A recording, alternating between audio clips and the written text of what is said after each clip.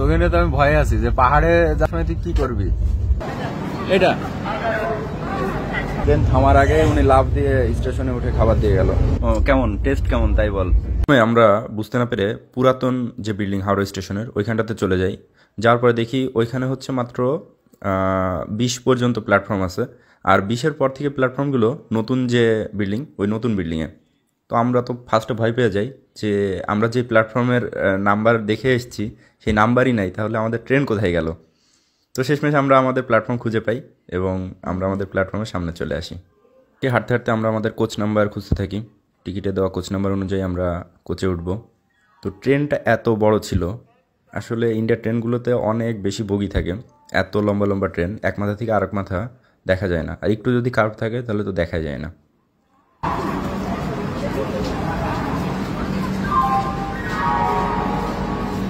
রে ভাই ট্রেন দেখ কত লম্বা, মানে লম্বারও তো শেষ নেই। এটা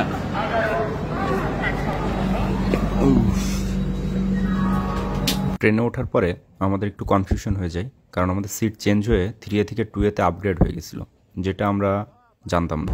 এটা হচ্ছে 2A এসি। এখানে একটা কম্পার্টমেন্টের মধ্যে 4 জন বসা যায়। বসার জন্য হিউজ স্পেস, উপরে যে বসবে তারও হেড স্পেস অনেক সুন্দর। আর এখানে 2টা করে চাদর, সাদা যে হোয়াইট চাদর দেখা যাচ্ছে চাদর, একটা করে বালিশ আর একটা করে ব্ল্যাঙ্কেট দেয়, যেগুলো আসলে খুবই কমফোর্টেবল ছিল। যদিও এসির টেম্পারেচারটা একটু বেশি কম, ঠান্ডা লাগছিল। এই হচ্ছে উপরের অবস্থা, এই হচ্ছে নিচের অবস্থা। ইন্ডিয়ান রেলওয়ের একটা সুন্দর জিনিস দেখলাম যে এদের রেলওয়ে অ্যাপের মাধ্যমে খাবার অর্ডার করা যায়। তো না বুঝে শুনেই একটা রেস্টুরেন্ট দেখে খাবার অর্ডার করে ফেললাম। একটু আগেও আমি ভাবছিলাম যে খাবারটা হয়তো আসবে না, কিন্তু রেস্টুরেন্টের নাম্বার দেখলাম, নাম্বারে কল দিলাম, দেওয়ার পরে বললো যে সে নাকি খাবার নিয়ে অলরেডি দাঁড়িয়ে আছে।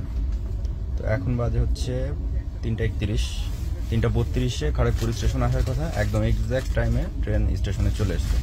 আর সে ডেলিভারি বয় আমার জন্য আমার কোচের সামনে খাবার হাতে করে দাঁড়িয়ে থাকবে। তো আমি এখন খাবারটা নিব। এখন আমি খাবার নেওয়ার জন্য দাঁড়িয়ে আছি।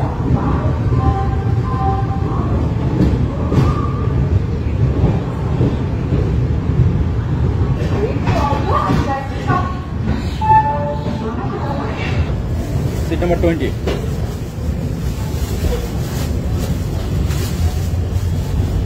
ये नीचे वाला 175। Thank you. আচ্ছা, আমাদের খাবার চলে এসেছে। ট্রেন থামার আগে উনি লাফ দিয়ে স্টেশনে উঠে খাবার দিয়ে গেল। সার্ভিসটা সেই। আমাদের 175 টাকার খাবার।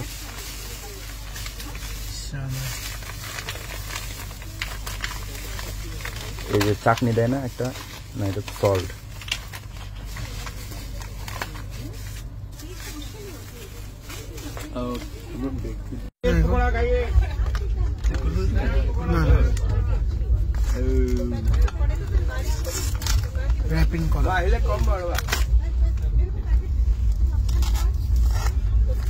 অনেক স্ট্রং।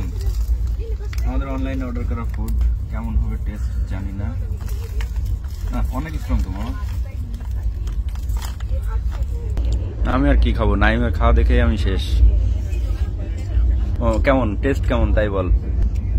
এটা হচ্ছে একটা গোলাপ জামুন, এটা হচ্ছে পনির, এটা হচ্ছে ছোলে, এটা হচ্ছে জিরা রাইস, এটা ডাল, এটা হচ্ছে পাপড়, আর এখানে হচ্ছে পিকলটাও মেবি সুন্দর হবে।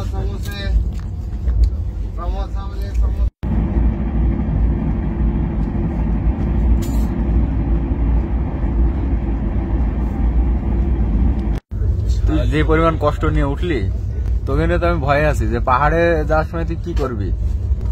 তো দড়ি বেঁধে আমার টানা লাগবে। দেখতে দেখতে সন্ধ্যা হয়ে গেল। আমাদের 3A থেকে 2A-তে টিকিট আপগ্রেড হয়েছে। তার ফোনে চার্জ হচ্ছে না, আর আমি নিচে আছি। আমার সিটও উপরে, কিন্তু এখানে আরেকজন নাই, এই কারণে আর কি আমি এখানে আছি। এখন বাজে 6টা, কালকে রাত 9টায় আমরা পৌঁছাবো। অনেক বড় একটা জার্নি। এখন রাতে আমরা কি খাবো এটার প্ল্যানিং করছি। পৃথিবীতে অবাক করা বস্তু যদি দুইটা থাকে, তার মধ্যে একটি হচ্ছে নাইমের নাক ডাকা। ট্রেনের মধ্যে শুতে না শুতেই নাক ডাকা শুরু করে দিল।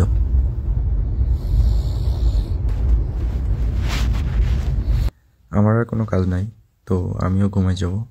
দেখা হবে কাল সকালে।